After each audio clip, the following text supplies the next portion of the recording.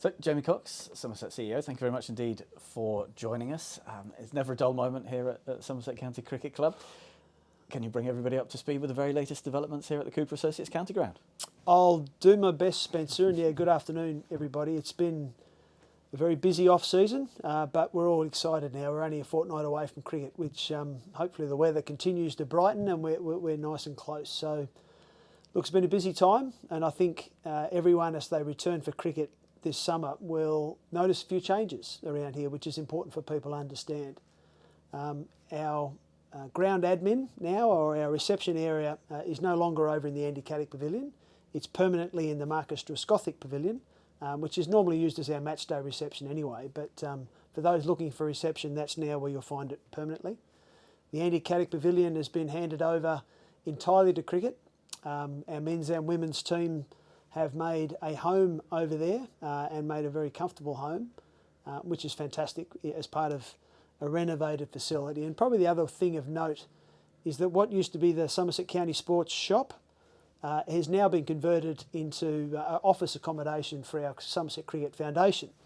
So the County Sports Shop can now be found in their other facility, just tucked in around next to the museum, which is still clearly around the back of the Ondarchi Pavilion. So all facilities still there, but all in slightly reconfigured spaces, which people will notice. And probably early season, there may still be some final piece of disruption with there's a staircase being configured to come out of the first floor of the Caddick Pavilion and enable the players to walk out over the top of the previous walkway, which will clear that out operationally and make sure that it's not a pinch point on busy days. But just at the moment, trying to get from one car park to another or walk entirely around the ground is a little bit tricky. So if you find that you can't just at the moment, please bear with us. That won't be like that for very long. Brilliant stuff. That's the work we can see going on outside the Caddick at the moment. Let's move forward, looking ahead to match days and building on some of the feedback we've had from last year with regard to match day experience and getting into the ground. What's the latest with that? Yeah, well, I think pleasingly, people they'll be happy to understand the Rose Gates, which I received quite a bit of feedback on last year, is going to be open at various stages during the day. It'll be open to enter the ground. It'll be also open for a period at lunchtime. And it'll be also open post-game for people to leave through that gate should they prefer. Secondly, further to more feedback, we are going to keep open a segment of the Somerset stand. Bay 5, we call it, will be open permanently so that people who like to watch the cricket from that side of the ground can actually sit on that side of the ground and watch the cricket, which I think will please certainly some who've reminded me that that's a nice spot to watch the cricket from. Our entry procedures are slightly different. Some have told me that it was an unpleasant experience, and I witnessed it personally, where some were made to decant any cans of either alcohol or even soft drink last year on entry to the ground. That practice will be discontinued. You won't have your cans confiscated as part of bag search this year. Whilst that will still occur, you'll be able to bring regulated amounts of alcohol into the ground in cans for county championship cricket. We won't allow alcohol to be brought into the ground for if you like, more attended events of one day and blast cricket. But there's a bit of a difference as well. Also have feedback on catering options and things like that.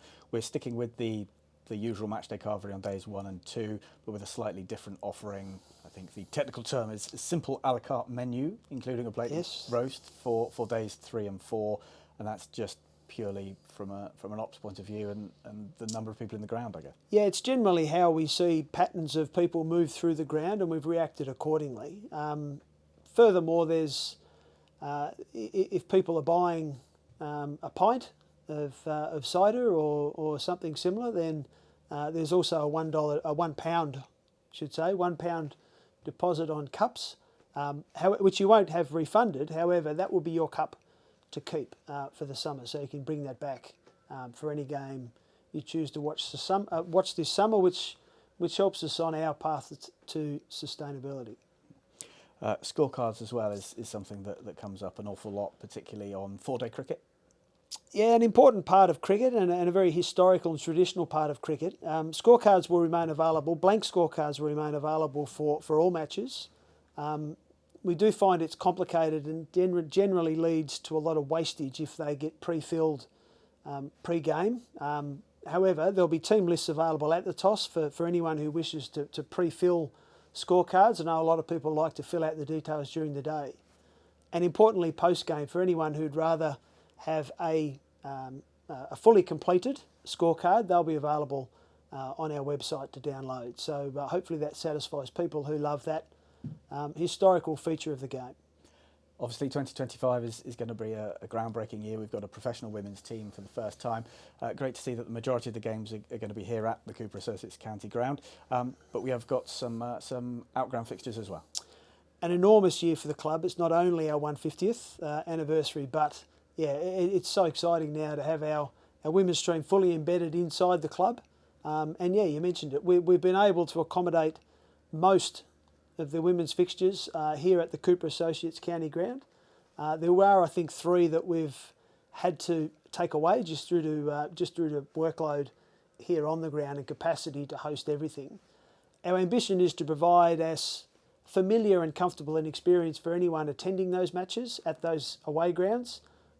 We're a county that has a pretty rich history in playing outground cricket, and we hope that we can replicate that experience for the women for those, I think it's 3 occasions where they'll have to play away from here. There seems to be a tremendous appetite for the women's game, and as a club we must be delighted with the number of women's memberships that we've sold this year. We've got fantastic members and they've responded with this exciting news of the women arriving here as part of the club. I think at last count we're north of 750 members that have joined as female members of the club, which is really exciting. They're still available, and I think for just £25 for those that are already male members or men's members can actually become also a women's member and watch the women's games here at the ground, or £45 I think it is for those who would just like to come and watch the women's cricket, which it's definitely an audience that we're looking to build. But look, really exciting take-up so far from our members, which we're delighted about. You mentioned as well, obviously, the 150th anniversary, all manner of celebrations happening throughout the year, various merchandise available as well, but we've got the 150th anniversary opening dinner taking place soon. I think it's 28th of March, and that promises to be a great event. Yeah, big season launch, which is really exciting. We're bringing back a lot of players and some former captains from some of those trophy-winning eras. So it'll be a lovely celebration of the club across those former generations here to launch our season. There are still tickets available. I think it's £55 again on the website for those who wish to come and experience and share in that moment. It should be just a wonderful start to a year of celebration of, let's face it, a pretty extraordinary landmark of 150 years as this great club.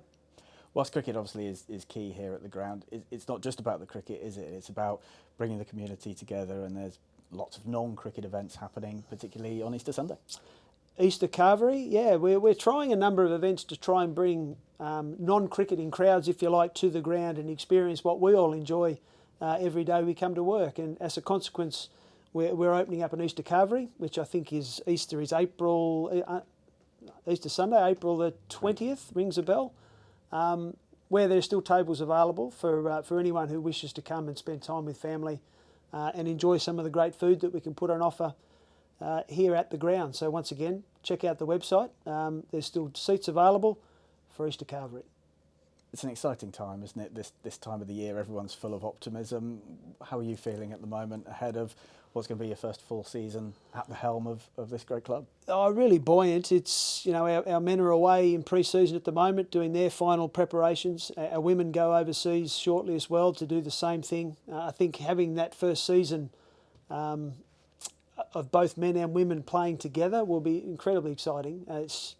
The 150th is almost just a lovely circumstance, which I think will make a lot of people really proud, make a lot of people come to the ground if they haven't been here for the first time and enjoy what we can provide. But we definitely approach the season, I think, with great optimism. had an extraordinary season last year, really. We didn't quite get where we wanted to get to, but I think for the men to finish second and third in the various competitions was fairly exceptional, despite the fact that it's left a bit of a taste, I think, and a bit of a want for them to go a bit further in all those competitions. And who knows, maybe that 150th Omen will be a good one for us in chasing what I know everyone seeks. Jamie Cox, thank you very much indeed for your time. It's a pleasure. Thank you, Spencer.